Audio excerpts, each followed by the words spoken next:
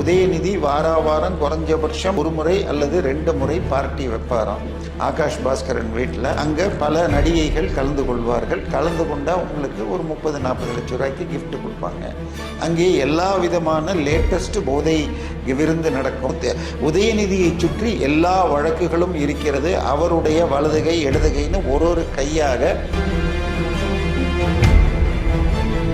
ஃபேமிலியில் பிரச்சனை இருந்தது.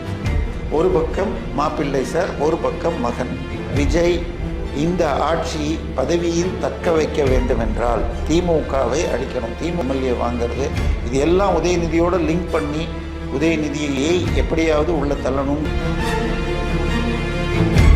iPlus TV, India's #1 QLED TV. Crystal clear picture quality with 3-year replacement warranty. Smart voice, smart entertainment. 4ஆம் தம் நேயர்கள் அனைவருக்கும் வணக்கம். இன்று நம்ம நிகழ்ச்சியின் சிறப்பு விருந்தினர் அரசியல் விமர்சகர் திரு தேவப்பிரியா அவர்கள் இணைந்துள்ளார். வணக்கம் சார். வணக்கம்மா. இப்போ பல பிரச்சனைகள் தாவேகா, திமுக, அதிமுகன்னு போயிட்டு இருக்கு. பேரமும் பல கட்சிகளில் பல பேர்கிட்ட பேசுகிறதா செய்திகள் வந்துட்டு இருக்கு. இதில் தாவேகா விசஸ் திமுக, உதயநிதி விசஸ் முதலமைச்சர் விஜய் அவர்கள், என்ன பிரச்சனை சார்? அவங்க 2 பேருக்குள்ளே தான் போட்டின்ற மாதிரி போயிட்டு இருக்கு அரசியல் களம். இது என்ன சார் பின்னணி? இல்லை, அதாவது திரு ஸ்டாலின் அவர்கள் உடல்நிலை சிக்கல்கள் இருக்குது. நிறைய மீட்டிங்லாம் பேசல போன எலெக்ஷன்லேயே. ஸோ அடுத்ததாக திரு ஸ்டாலினை விட திரு உதயநிதியுடைய ஜாதகம் பலமாக இருக்கிறது. அதுதான் இவருக்கு பதவியை கொண்டு வந்தது. இந்த முறை தம்பியை உட்கார வச்சா இன்னும் பலமாகும் என்று துர்கா ஸ்டாலின் நம்பினார். ஆனால் தேர்தல் முடிவுகள் மாறிப்போச்சு. இன்னொன்று, கடந்த 4-5 வருடங்களாக மெர்சல் படத்தில் கொஞ்சம் பிஜேபிக்காரங்க அதை எதிர்த்து விமர்சனம் பண்ணதுனால ஓடிச்சே தவிர அதன் பிறகு வந்த விஜய் படங்கள் பெரிய அளவில் ஓடலை. அதாவது அவர் ரெட் ஜெயண்ட்டை பின்னாடி போகிறதுக்கு விரும்பலை. ஸோ ரெட் ஜெயண்ட்டுடைய ஏகாதிபத்திய மொனாப்பலியை உடைக்கணுங்கிறது விஜயுடைய திட்டங்களில் ஒன்று. ஸோ ரெட் ஜெயண்ட் முழுக்க யாருது? உதயநிதி. இது ஸோ தமிழ்நாட்டில் வர்ற 90% படங்கள் போன மாதம் வரைக்கும் ரெட் ஜெயண்ட் மூலமாக, இன்றைக்கி கூட ஒரு படம் அவங்களதுலேருந்து வருதுன்றாங்க. ஸோ இப்போ இதில் உதயநிதியுடைய பேச்சுக்கள் எப்படி இருக்குன்னு நமக்கு தெரியும். பிலோ த பெல்ட்டும் அடிப்பார். அப்படி இருக்கிற நிலைமையில் திரு உதயநிதி அவர்கள் மிகப்பெரிய அளவில் ஒரு கூட்டத்தை வச்சுக்கிட்டு தன் பின்னால் ஒரு ரசிகர் மன்றத்தை வச்சுக்கிட்டு ஓட்டிக்கிட்டு இருந்தார். அவருடைய ரசிகர் மன்ற தலைவர் அவரே இதில் திருவெரும்பூர் தொகுதியில் தோற்று போனார். மக்களுக்கு அந்த எம்எல்ஏ பேர் தெரியும். இல்லாட்டி கரூரில் போய் ஆஸ்கர் அவார்டு வாங்குகிற அளவுக்கு அழுத நபர்னா புரியும்.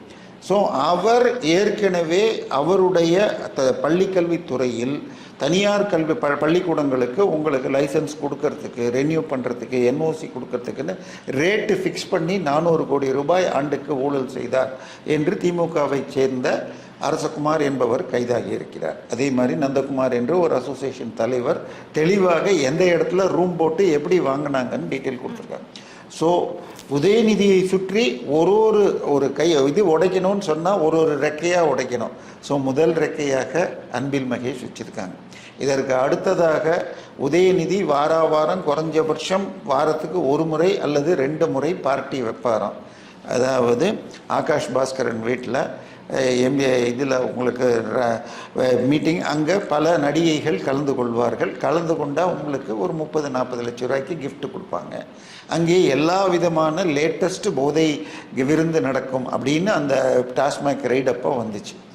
அதில் அவரோடு இன்னொரு முக்கிய புள்ளியாக சொல்லப்பட்டவர் திரு ரத்தீஷ். அந்த ரத்தீஷுடைய பெயர் எஃப்ஐஆரில் கேஎன் நேரு நகர்ப்புற நிர்வாகத்துறையில் கேஷ் ஃபார் ஜாப் ஸ்கேமில் பேர் போட்டிருக்காங்க. ஸோ உதயநிதியுடைய அடுத்த ரெக்கை கை வச்சிருக்காங்க.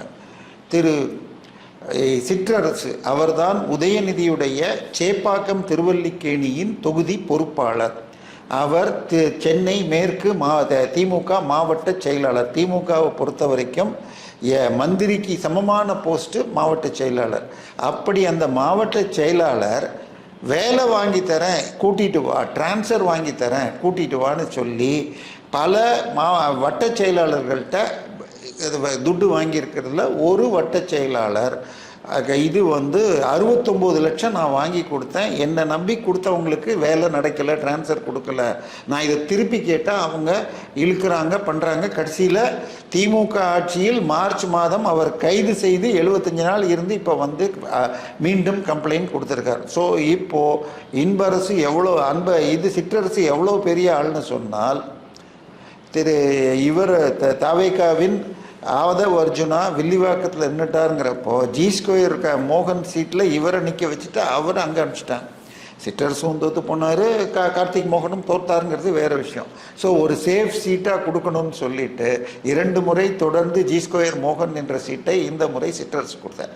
அந்த சிற்றரசு திமுகவை சேர்ந்த ஒருத்தர் இப்போ 69 லட்சம் ஒரு ஆள் சொல்லியிருக்கார். அப்போ 4 தொகுதிக்கு அவர் பொறுப்பாளர். அப்போ ஒரு 20 பேர்கிட்ட 69 லட்சம்னா எவ்வளோ? திரு உதயநிதியை சுற்றி ஒன்றுன்னா வருது. நேற்றைய தினம் ஹைகோர்ட் ஒரு தீர்ப்பு கொடுத்திருக்கு. திரு பொன்முடி அவர்கள் திமுக தனமாக கீழ்த்தரமாக தமிழர்களை பெண்களை இழிவு செய்யும்படியாக பேசிய வழக்கில் என்னை விடுவிங்கள் என்றவர். இது நீ பேசினது ஆபாசமானது, அருவருப்பானது, அண்ணாதுரையை போல கருணாநிதியை போல கேவலமாக பேசியிருக்க, அந்த காலம் வேற, இனிமே பேச முடியாது, இதுக்கு வழக்கு சந்திக்கணும்ட்டாங்க. இப்போ இதே மாதிரி திரு உதயநிதியும் பேசியிருக்கார் இது சனாதனத்தை பற்றி. ஸோ உதயநிதியை சுற்றி எல்லா வழக்குகளும் இருக்கிறது. அவருடைய வலதுகை இடதுகைன்னு ஒரு கையாக இப்பொழுது இவர் உடைச்சிட்டு இருக்காரு. அதே நேரத்தில் ஃபேமிலியில் பிரச்சனை இருந்தது. ஒரு பக்கம் மாப்பிள்ளை சார், ஒரு பக்கம் மகன். மகனும் மாப்பிள்ளையும் சேர்ந்து 1.5 வருஷத்தில் 30,000 கோடி சம்பாதிச்சுட்டு எப்படி வெள்ளையாக்குறதுன்னு தெரியல. தாத்தா 60 வருஷத்தில் சம்பாதிச்சு தான் 1.5 வருஷத்தில் சம்பாதிச்சிட்டாங்கன்னு பிடிஆர் ஆடியோ சொல்லிச்சு. ஆனால் கடந்த 5 வருஷத்தில் 1.5 வருஷத்தில் 30,000ங்கிறது கிட்டத்தட்ட 2-3 லட்சம் கோடி ஆகி அது எங்கே இருக்குது எப்படி இருக்குங்கிறதெல்லாம் தெரிந்தது ஒரே ஒரு நபர் தான், சபரிக்கு ஈசன் அவர். அவர்கிட்ட கேட்கறதுக்காகத்தான் போன மாதம் கூர்கில் போய் ஒரு 10 நாளைக்கு 3 குடும்பமும் போச்சு.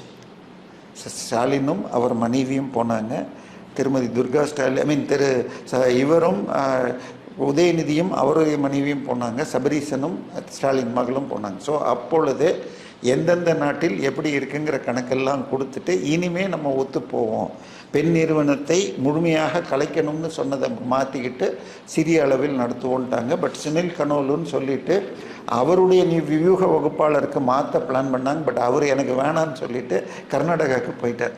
ஸோ இப்பொழுது பெண் நிறுவனமும் இவரும் சமாதானமாயிட்டோன்னு காட்டுறதுக்காகத்தான் உங்களுக்கு சட்டசபையில் இவர் பேசுகிற அன்னைக்கு, விஜய் பர்த்டே அன்னைக்கு சபரீசனும் வந்து எல்லாரும் வணக்கம் போட்டாங்க.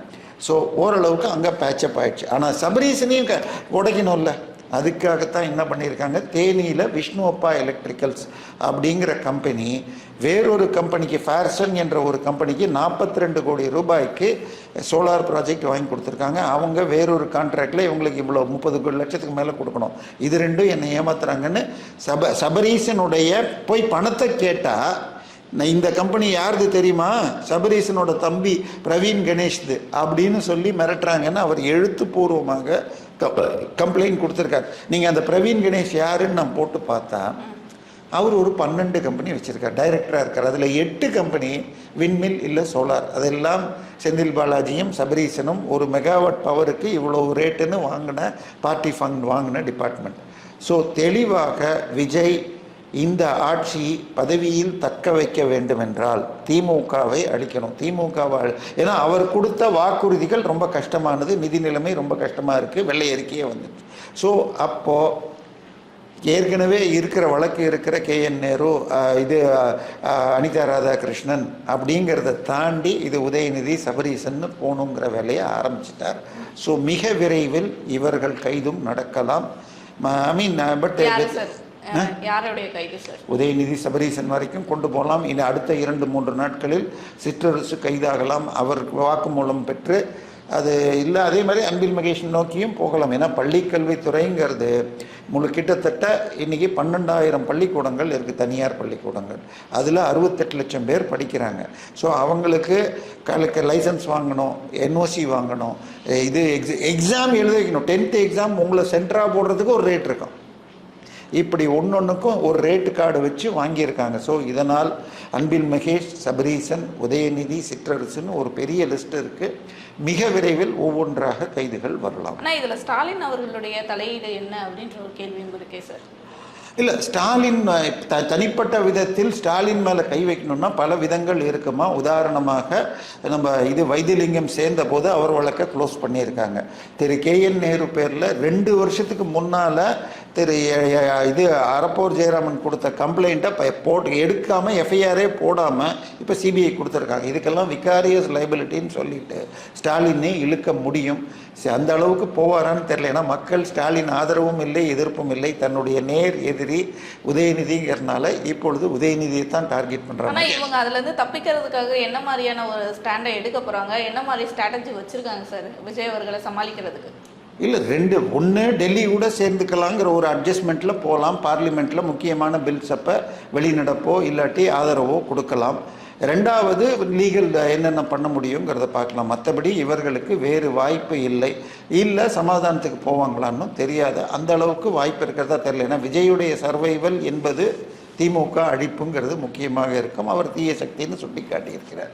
இன்னும் சொல்லப்போனால் திமுகவில் ஒரு 15 மாவட்ட செயலாளர்கள் நான் சேர்றேன்னு தாவேக்காக்கு லிஸ்ட்டு போட்டப்ப விஜய் வேண்டாம், நம்ம திமுகலேருந்து எடுக்க வேண்டான்னு வச்சிருக்கிறதாக சொல்லப்படுகிறது. எனவே திமுக எழும்ப முடியாத அளவிற்கு ஒரு பெரிய அடியை இப்போ சமீபத்தில் வந்துள்ள 180 கோடி கொடுத்து MLA வாங்கிறது, இது எல்லாம் உதயநிதியோடு லிங்க் பண்ணி உதயநிதியை எப்படியாவது உள்ள தள்ளணுங்கிற நோக்கம் இருக்கான்னு தெரியல. பட் நடந்தாலும் வாய்ப்பு இருக்கிறதுன்னு சொல்லலாம்.